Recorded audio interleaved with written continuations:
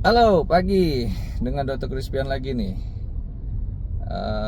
Kita lanjut tentang dengue ya. Sebelumnya saya bahas tentang gejala ya. Lalu saya bahas yang berikut ini adalah beda ya, demam dengue dengan demam berdarah dengue ya.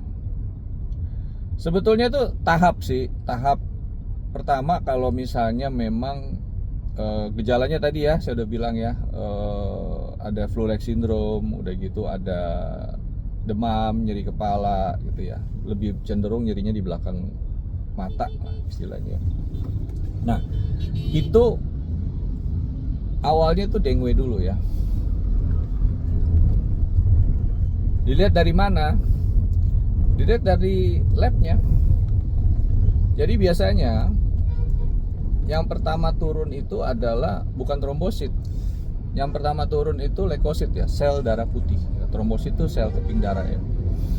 Jadi sel darah putih dulu ya. Kalau virus itu kecenderungannya kalau normal 5.000 sampai 10.000-an, itu cenderung di bawah 5.000 kalau virus. Ya, trombosit belum turun. Biasanya leukosit turun dulu, terus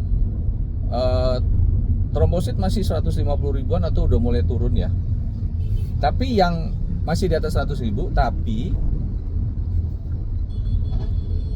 HbHT-nya, hemoglobin dan hematokritnya naik. Itu sekitar kenaikannya 5-10% dari nilai normal. Ya, jadi patokannya di situ dulu tuh. Ya. Ditambah juga dengan tidak ada bukti kebocoran plasma. Apa tuh dok kebocoran plasma? Itu urusan dokter lah ya. Nanti dokter terangkan terlalu jauh. Ya, tapi gejala awalnya itu dulu. Ya, kalau masih 3 hari pertama nanti kita periksa yang namanya NS1. Oke, kalau sudah lewat dari 5 hari biasanya kita periksa dengue blood namanya. Ya, IgG, IgM anti dengue. Yang kita lihat nanti IgM-nya ya, bukan IgG. Kalau IgG itu udah bekas, udah pernah kena gitu, nggak tahu kapan. Tapi kalau IgM itu baru kena, gitu ya. Jadi fase akut lah istilahnya gampangnya gitu. Ya. Kalau DBD itu tahap lanjutnya tuh dari DD itu, dari demam dengue. Ya, jadi sudah mulai ada kebocoran plasma, udah gitu ABHT-nya meningkat, ya leukosit turun, trombosit mulai turun tuh. Biasanya udah mulai di bawah 100.000. Itu dari situ. Ya, bedanya dengan dengue apa? Kalau berdarah ya namanya udah ada berdarah ya.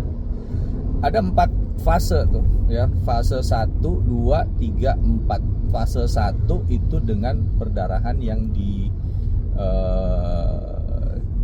dilakukan lah gitu ya. Misalnya kita buat dengan uji turniket namanya ya. Jadi kita bikin perdarahan yang sebelumnya nggak ada gitu ya.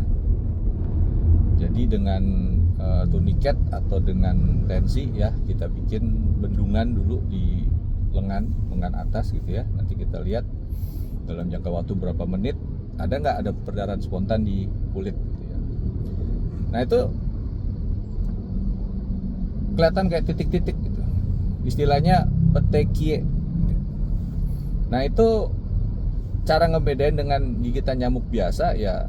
Kalau kita regang ya itu nggak hilang. Kalau gigitan nyamuk biasa biasanya sih hilang ya. Kalau kita regang ya, jadi kulitnya kita regang gini. Itu tahap 1 ya. Kalau tahap 2 udah ada perdarahan spontan. Ya, jadi bisa dari berbagai macam lubang yang ada di tubuh kita ya, dari hidung, mulut, telinga ya, anus gitu ya, alat kelamin dan alat kencing gitu ya, itu bisa kena. Bisa keluar spontan lah gitu ya. Kalau tahap 3 itu udah mulai ada kebocoran plasma yang lebih berat dan udah mulai ada tanda-tanda yang mengarah ke arah shock lah ya. Belum shock ya, mengarah, jadi tensinya udah mulai turun, udah gitu nadinya udah mulai lemah gitu ya. Kalau tahap 4 itu yang disebut sebagai Dengue Shock Syndrome atau DSS ya. Ini yang paling bahaya dan ini mengancam nyawa sekali ya. Jadi ini udah dalam keadaan shock ya. Jadi tensinya udah nggak keraba, udah nggak kedeteksi, nadi nggak keraba,